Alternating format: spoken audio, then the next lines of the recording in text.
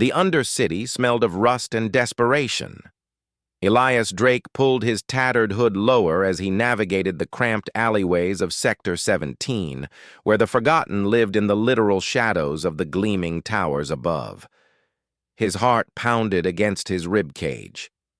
He was late for his meeting with Mira, the woman who had raised him since his biological mother died during his birth, a death that would have been entirely preventable in the upper tiers. "You're cutting it close," Mira whispered when he slipped through the hidden door of their shelter. Her weathered face, once beautiful before radiation exposure had marred it, was tight with worry. "The sweepers are out in force tonight." "I found extra rations," Elias said, pulling out the stolen nutrient packs. "Worth the risk." Mira took them with a grateful nod but couldn't hide her concern. "They're looking for someone. A natural. There are rumors that Director Verano is paying triple the standard rate for an authentic specimen." Elias felt cold dread settle in his stomach. Natural-borns like him were rare. Genetic engineering had become standard centuries ago, with only the poorest unable to afford even basic modifications. Those born without enhancements were considered primitive throwbacks, curiosities for the elite, or worse, research subjects. "I'll be more careful," he promised. But careful wasn't enough. 3 days later, the raid came at dawn. Sentinel drones pierced their hideout with scanning beams, detecting the telltale genetic markers of an unmodified human. "Run!" Mira screamed, smashing one drone with a metal pipe. "The tunnels, Elias!" He hesitated, unwilling to leave the only mother he'd ever known. "I'll find you," she promised, her eyes fierce with determination. "Remember what I taught you. They can control engineered minds, but not yours. That's your weapon." Those were the last words she spoke to him before the stun blast hit him from behind. Elias awoke in a sterile white room, naked on an examination table. A woman with perfect features studied him with clinical interest, her silver eyes, clearly enhanced for multiple spectrum viewing, scanning his body. "Remarkable," she murmured to her assistant. "No modifications whatsoever. Run a full genetic sequence." "Already complete, Doctor." "Winters," the assistant replied. "He's pure baseline human. No enhancements, no genetic therapies, not even basic disease immunities." Dr. Winters smiled coldly. "Director Verano will be pleased. Prep him for presentation." The preparation took 3 days. They cleaned him, treated his skin to remove undercity pollutant damage, administered vaccines for diseases his unmodified immune system couldn't fight, and taught him basic upper-tier etiquette. Through it all, they spoke about him, never to him. "Will he need an implant?" one technician asked. Dr. Winters shook her head. "Director Verano specifically requested no control modifications. She wants the authentic experience. Besides, where would he go? An undercity savage couldn't last 10 minutes in the upper tiers without being detected." Elias memorized every word, every face, every potential weakness while feigning dull compliance. They believed natural humans were intellectually inferior. That misconception would be their undoing. Director Thalia Verano's penthouse occupied the top 3 floors of Heaven's Spire, one of the tallest structures in the Federation. Floor-to-ceiling windows offered a panoramic view of a world stratified by genetic perfection. The higher the elevation, the more enhanced the inhabitants. "This is the natural specimen, Director," Dr. Winters announced, presenting Elias like an exotic animal. Director Verano circled him slowly. She was breathtaking in the way only genetic artistry could achieve, tall and graceful with coppery skin that seemed to glow from within, eyes an impossible shade of violet, and hair that shifted colors subtly with her movements. "Does he speak?" she asked, not addressing him directly. "Basic language capabilities," Dr. Winters replied dismissively. "Nothing sophisticated." Elias bit back a retort. Let them underestimate him. "Leave us," Director Verano commanded. When they were alone, she approached him more closely. "You're not what I expected." "What did you expect, Director?" Elias asked, his voice deliberately steady. She raised an eyebrow, surprised by his clear diction. "Something more primitive." "Sorry to disappoint." A smile played at her perfect lips. "Oh, I'm not disappointed. I'm intrigued." She reached out, trailing fingers down his chest. "They say natural humans experience emotions more intensely, that your pleasure centers aren't regulated like ours." "I wouldn't know the difference," he replied carefully. "Well, I've paid handsomely to find out." Her violet eyes gleamed with anticipation.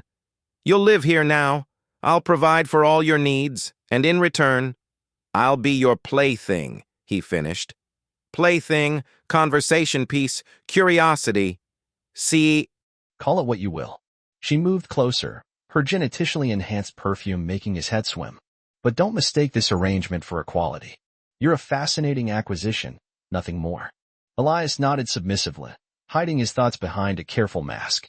She'd paid for what she thought was a primitive specimen, an entertaining diversion.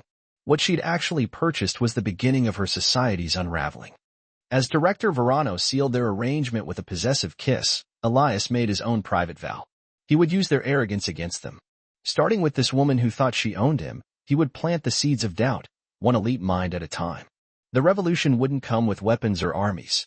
It would come through whispers in the dark, through questions asked in moments of intimacy, through the gradual awakening of those who had never questioned the world they'd built. And it would begin tonight.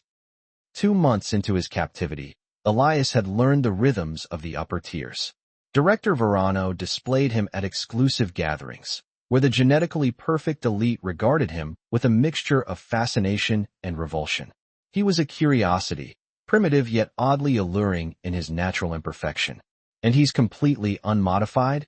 asked Kaya Westerly, her emerald eyes studying him with professional interest rather than the usual condescension. As the Federation's leading genetic engineer, she had designed many of the enhancements the elite now considered standard.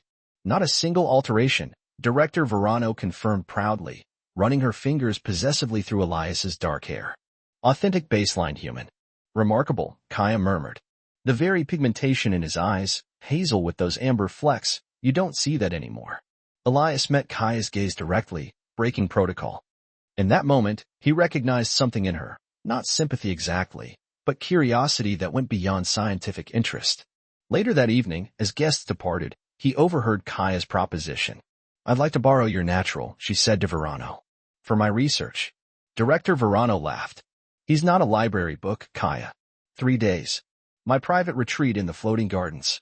I'll pay whatever you ask." Kaya's voice was casual but determined. Verano considered, then named an exorbitant figure. To her surprise, Kaya agreed without negotiation. "Don't damage him," Verano warned. "He's proven surprisingly valuable." The floating gardens existed in the void between heaven and earth, suspended platforms of engineered paradise for the ultra-elite. Kaya's retreat was modest by upper-tier standards, but still more luxurious than anything Elias had experienced. "Are you going to dissect me?" he asked bluntly when they arrived. It was the first time he'd been alone with someone other than Verano. Kaya smiled. "Would I pay that much for a dissection subject? Then what do you want from me?" She approached him, studying his features with genuine interest. "Do you know what I do, Elias?" "You design people," he answered. "You decide which traits are desirable and which should be eliminated." "I perfect humanity," she corrected. "I eliminate disease, extend lifespans, enhance intelligence, and create a world where someone like me is considered subhuman." Instead of being offended, she appeared intrigued. "You're not what I expected." "What did you expect?" "Someone more primitive in thought." Elias stepped closer. "Perhaps your perfect world isn't as perfect as you believe." She didn't retreat. "Perhaps. That's why you're here. I have questions only a natural can answer." Their first night together wasn't what Elias anticipated. Rather than immediately using him for pleasure as Verano did, Kaya engaged him in conversation. She asked about his sensory experiences, his emotions, his dreams. He answered carefully, revealing enough truth to establish trust while searching for weaknesses in her conviction. "Do you ever wonder," he ventured during their third conversation, "if something was lost in all that perfection?" Her eyes narrowed. "Such as diversity." Unpredictability. The randomness that drives evolution. Evolution is inefficient, she replied. We've improved upon it. Have you? Or have you just created a beautiful dead end? Their intellectual sparring eventually gave way to physical intimacy, but unlike his encounters with Verano, this felt different. Kaya approached him with scientific curiosity that gradually transformed into genuine wonder. Your responses are so unfiltered, she whispered against his skin. You feel everything so intensely. Don't you? He asked, tracing the perfect curve of her collarbone. Our pleasure centers are optimized, she explained between increasingly ragged breaths. Calibrated for maximum efficiency without losing control. Elias smiled in the darkness. Then you've never truly felt pleasure at all. He showed her what it meant to experience sensation without regulation, to surrender completely to desire. In those unguarded moments, with her genetically perfect body trembling beneath his naturally imperfect hands, he planted the first seeds of doubt. What if you're wrong? He whispered later as they lay tangled together. What if all your enhancements are actually limitations? She didn't answer, but he felt her pulse quicken against his chest. On their final morning together, Kaya was uncharacteristically quiet. She watched him with troubled eyes as he dressed to return to Verano. You're not what I expected, she finally said. You mentioned that before. I've spent my career believing I was improving humanity. Her voice held a new uncertainty. But experiencing you, not just physically but intellectually, I'm questioning assumptions I've never examined. This was the opening he'd been waiting for. The Federation controls your enhanced minds through implants. They let you believe you're free while directing your thoughts. That's not. She started to object, then hesitated. The neural interfaces are for connectivity, for accessing information networks. Are they? Or is that what they've programmed you to believe? Kaya's perfect brow furrowed. I would know if my thoughts weren't my own. Would you? Elias asked gently. How? If the very system preventing independent thought also prevents you from recognizing its absence. She was silent for a long moment. I need to see you again. Verano won't allow it. I'll find a way. She touched his face, studying his unmodified features. I need to run some tests on my own neural interface. As they parted, Elias felt a surge of hope. In Kaya, he'd found not just a potential ally, but someone with the knowledge to understand exactly how the control systems worked. Natural, she called as he prepared to board the transport back to Verano's penthouse. If you're right about any of this, what then? Then we begin to awaken others, he replied simply. She nodded once, already lost in thought. The brilliant mind that had designed generations of enhanced humans now turned toward a different kind of evolution, one that might free them all. You seem distracted tonight, Director Verano observed, watching Elias from her floating chaise lounge. The penthouse's ambient lighting adjusted automatically to highlight her genetically optimized features, a technological homage to her beauty that Elias found increasingly artificial. Just thinking, he replied carefully. A dangerous pastime for a natural, she teased, but her eyes held a glint of suspicion that hadn't been there before his time with Kaya. 6 weeks had passed since his encounter with the genetic engineer, and subtle changes were spreading through his carefully cultivated network. Twice now, Kaya had arranged to borrow him through official channels, each time providing him with information about the neural interfaces and the system's vulnerabilities. More importantly, she had discreetly recommended him to others, influential women who shared her growing doubts. I've received another request for your services, Verano said, as if reading his thoughts. Imara Nova. Elias maintained a neutral expression despite his surge of excitement.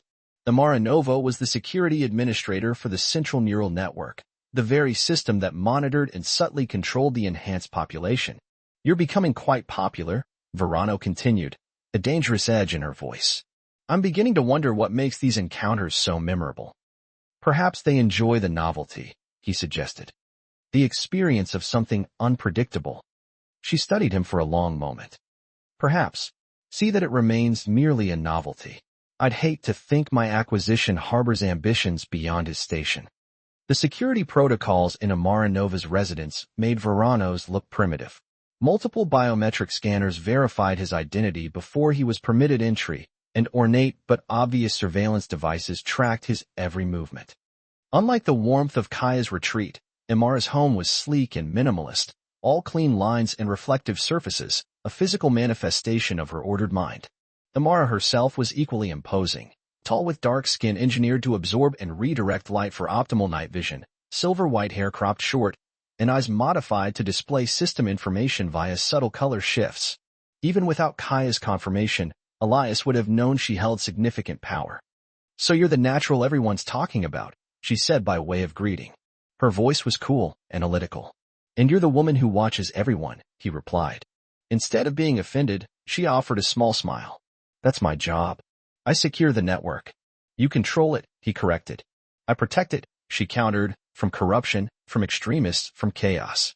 She gestured for him to sit. "But we're not here to discuss network security, are we?" "Why am I here? Administrator Nova." "Curiosity," she admitted. "And a conversation I had with Kaya Westerly. She seemed changed after her time with you." Elias tensed imperceptibly. If Amara suspected Kaya's growing descent, both their lives were in danger. Changed how? More questioning. Less certain. Amara circled him slowly. "She's initiated unprecedented research into neural interface limitations. After centuries of focusing on enhancement, she's suddenly concerned with autonomy. Perhaps she's simply pursuing scientific advancement," he suggested cautiously. "Perhaps." Amara stopped directly before him. "Or perhaps you've planted dangerous ideas." The moment stretched between them, Elias weighing his options. Direct denial would confirm her suspicions. Too much honesty could end everything before it began. "I ask questions," he finally said. If those questions disturbed the certainty of perfect minds, perhaps the certainty wasn't as solid as you believed. Her enhanced eyes shifted color briefly, accessing data, he realized. "You're more dangerous than you appear. Only to systems built on control rather than choice." Something unexpected flickered across her perfect features, not anger, but interest. "Show me why Kaya can't stop thinking about you." Their first hours together were a delicate dance of power and vulnerability.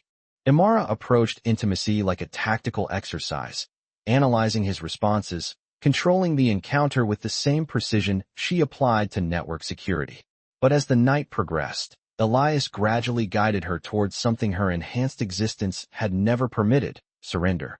"You're fighting it," he whispered against her neck as her genetically optimized body responded to his touch despite her attempts at control. "You've spent your life maintaining perfect order, perfect discipline." "That discipline protects everyone," she gasped, her fingers digging into his shoulders. "It imprisons you," he countered, bringing her closer to the edge. "Even now, you're analyzing, calculating, never fully present. And you think you can change that?" Challenge flashed in her eyes. "I think you want me to." When she finally relinquished control, the force of her reaction shocked them both. For moments afterward, she lay trembling, her enhanced system struggling to process the unregulated flood of sensation. "That shouldn't be possible," she whispered, vulnerability transforming her features. "Our pleasure responses are calibrated to prevent loss of control." "Another lie they told you," Elias said gently. "Another way they limit what you might become." By morning, intellectual curiosity had replaced Amara's initial suspicion. She questioned him about the Undercity, about growing up without enhancements, about living without constant neural connection to the network. "Don't you feel isolated?" she asked. "Cut off." "I feel free," he replied. "My thoughts are my own. But you miss the benefits.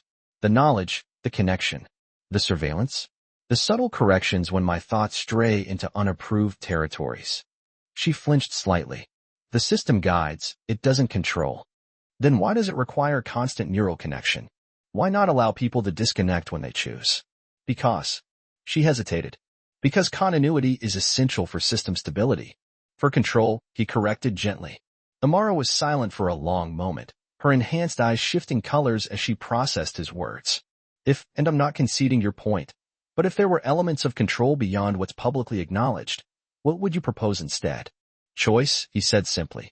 "The freedom to connect or disconnect. The right to privacy of thought. That would destabilize everything, or lead to genuine evolution rather than programmed advancement." She rose from the bed, pacing with nervous energy he'd never seen in an enhanced human before. "Do you know what would happen if people began questioning the neural interfaces? The chaos it would create. I know what happens when people discover they've been controlled against their will. The longer the deception continues, the worse the eventual reckoning." Amara stopped pacing and faced him directly. "I need to show you something." She led him to a secure room where wall-sized displays showed real-time data flows from the central neural network. Billions of connections, thoughts, emotions, all monitored and subtly shaped. "This is what maintains peace," she said softly. "Without guidance, human nature trends toward conflict. Or toward freedom," he countered, studying the displays with growing understanding. "What's that area?"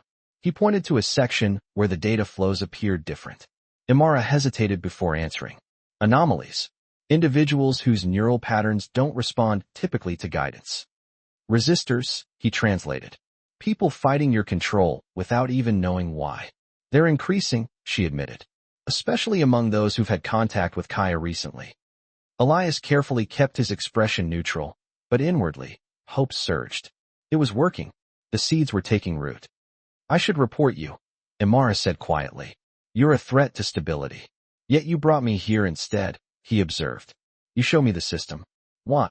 She turned to face him, conflict evident in her enhanced eyes. "Because for the first time in my life, I'm questioning whether stability should be our highest goal."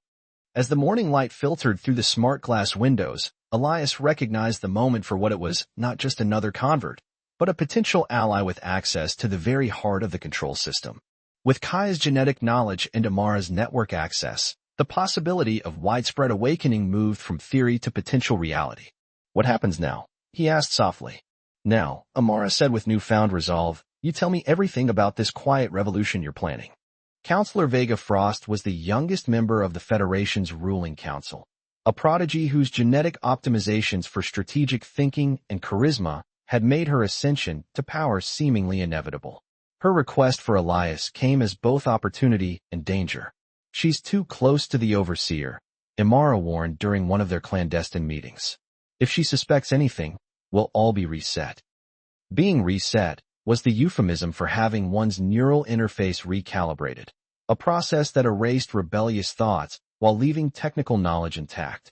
It was the Federation's primary method of dealing with dissent among the enhanced. "We need someone on the council," Kaya argued. "Without high-level access, we can't implement the bypass protocol." Their network had grown cautiously over the past 3 months. 7 elite women now secretly questioned the neural control system. Kaya with her genetic expertise, Imara with her security access, a media curator who could shape public narratives, a transport administrator who could move people undetected, an agricultural director who understood food independence, a medical overseer who had begun discreetly helping naturals, and an architect redesigning the physical boundaries between tiers. Each conversion followed the same pattern: intellectual challenge followed by emotional and physical connection that demonstrated the limitations of their controlled existence.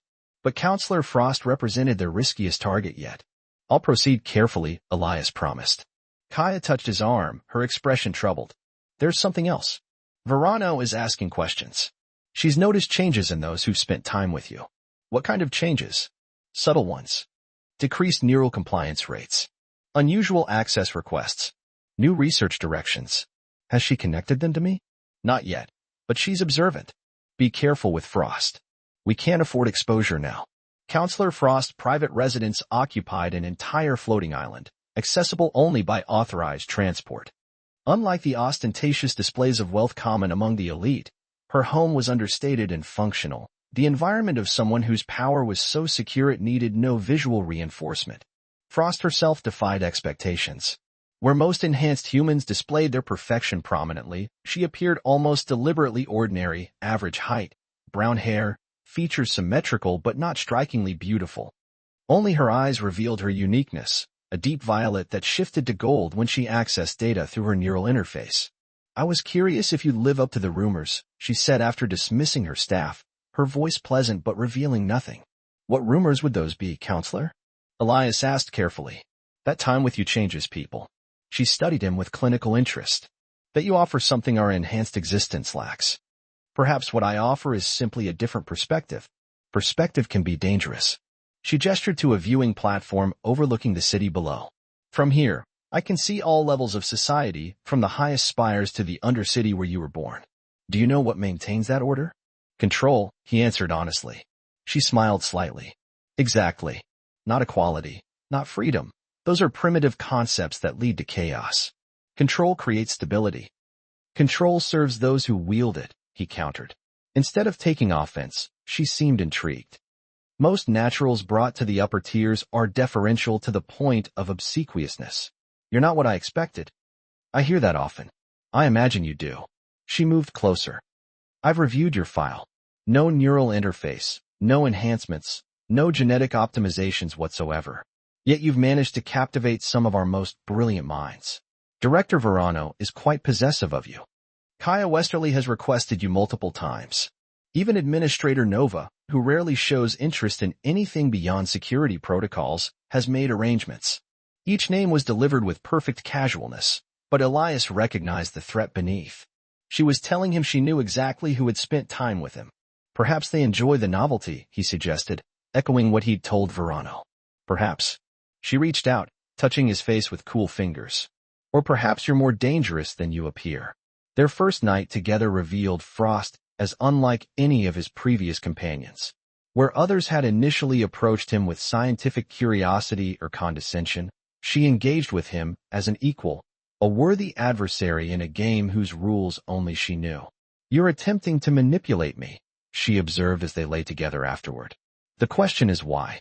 Perhaps I simply want to please you, he deflected. You want something more. Her violet gold eyes studied him. Freedom? Revenge for being treated as a commodity? Or something grander? What if I told you I want to free everyone from neural control? She laughed, the sound surprisingly warm. Then I'd say you're either mad or dangerously naive. The interfaces maintain peace. They maintain submission, he corrected. They prevent your kind from questioning the very system that binds you. My kind. She raised an eyebrow. You see division where unity exists. I see slavery disguised as advancement. Frost didn't respond immediately, her eyes shifting to gold as she processed his words. An interesting perspective, she finally said. But ultimately irrelevant. The system works. Does it? Or is that what the system tells you to believe? Over the next 2 days, Elias carefully navigated the dangerous territory between revelation and rebellion. Unlike the others who had gradually awakened to doubt, Frost required more direct challenges, evidence that would convince her analytical mind. On their final evening together, she surprised him. I've been investigating your claims, she announced, activating a secure holographic display, analyzing neural compliance patterns among those who've spent time with you.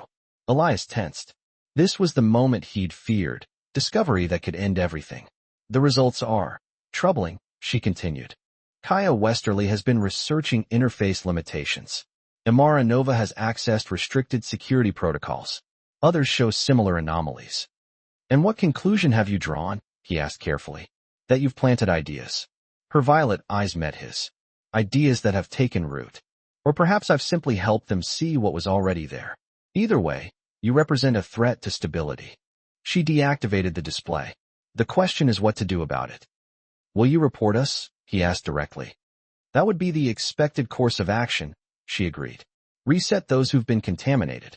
Return you to the Undercity, or more likely, to a research facility to understand your unusual influence. But I find myself strangely reluctant. For the first time, uncertainty showed in her perfect features, which suggests your influence has affected me as well. She moved closer, studying him with new awareness. I've always believed the enhancements make us superior, more rational, more controlled, more efficient. But spending time with you, feeling emotions without regulation, experiencing desire without calibration. Freedom, he supplied softly. Is it? Or merely a different kind of prison, one built from biological imperatives rather than designed systems? The difference is choice, he told her. Natural humans can choose to resist their impulses. Your interfaces prevent you from even recognizing that choice exists. A compelling argument. She was silent for a long moment, her enhanced mind working through possibilities he could only imagine. If, hypothetically, I were to consider your perspective, what would that mean for the system? It would mean helping us free others to make their own choices. The chaos would be immense, she warned. The potential would be greater. Her eyes shifted from violet to gold and back, accessing data, comparing scenarios. There's a council meeting tomorrow. The overseer will expect my report on anomalous neural patterns. I was specifically tasked with investigating potential resistance. Elias felt cold dread settle in his stomach. Then you've been watching us all along. Of course. Did you think your little revolution went unnoticed? The question was never whether it existed, but who was behind it. She touched his face again, this time with something like tenderness. I never suspected it would be you, one natural human against the most sophisticated control system ever designed. Not just me, he corrected. Everyone who's remembered what freedom feels like. And if I betray you? If I report exactly what I've discovered, then you'll never know what you might have become without their control. Morning found them at an impasse, the fate of their movement hanging in the balance of her decision. As the transport arrived to return him to Verano, Frost pulled him close one final time. The council meets at midday, she whispered. By tonight, you'll know my decision. Watching her perfect form recede as the transport departed, Elias faced the possibility that everything they built might end before it truly began. For the first time since his capture, he felt something dangerously close to despair. His only hope lay in the belief that what he'd awakened in her, and in all the others, was stronger than the system's hold on their minds. Elias paced the confines of Verano's penthouse, each minute crawling by as he awaited news from the council meeting. If Frost betrayed them, security forces would arrive at any moment to collect him. If she joined them, the real work would begin. You seem agitated today, Director Verano observed, watching him with growing suspicion. Counselor Frost must have been particularly demanding. She was intense, he admitted carefully. She asked me unusual questions about you afterward. Verano moved closer, studying his face. About your background, your conversations with others, your effect on people. Elias maintained a neutral expression despite his racing heart. What did you tell her? That you're an interesting diversion, nothing more. Her perfect fingers traced his jawline. But we both know that's not true, don't we? Before he could respond, her communications panel chimed with an urgent alert. Director Verano, a voice announced, your presence is required at Central Command immediately. Security Protocol Omega 7. Verano's enhanced eyes widened in genuine shock. Omega 7? There must be a mistake. No mistake, Director. Transport en route. Arrival in 3 minutes. When she turned back to Elias, her expression had hardened. What have you done? I haven't done anything, he answered truthfully. Whatever was happening, he hadn't been informed. Locked down, she commanded the smart apartment. Full containment protocol. The natural is to remain here until my return. As security barriers engaged across doors and windows, Elias realized he was trapped. If Frost had betrayed them, he was helpless. If she joined them, whatever plan was unfolding didn't include freeing him yet. Hours passed with no contact, no information. The apartment's systems prevented any outgoing communications. By nightfall, the uncertainty had become its own form of torture. Then, precisely at midnight, every system in the apartment simultaneously deactivated. Lights, security barriers, environmental controls, all went dark for 3 seconds before rebooting. A message appeared on the main display. Rooftop. Now. K. Kaya. The rooftop garden was dimly lit, the usual bright ambient lighting reduced to emergency levels. A sleek transport waited, its engine silent, with Kaya at the controls. Quickly, she urged as he approached.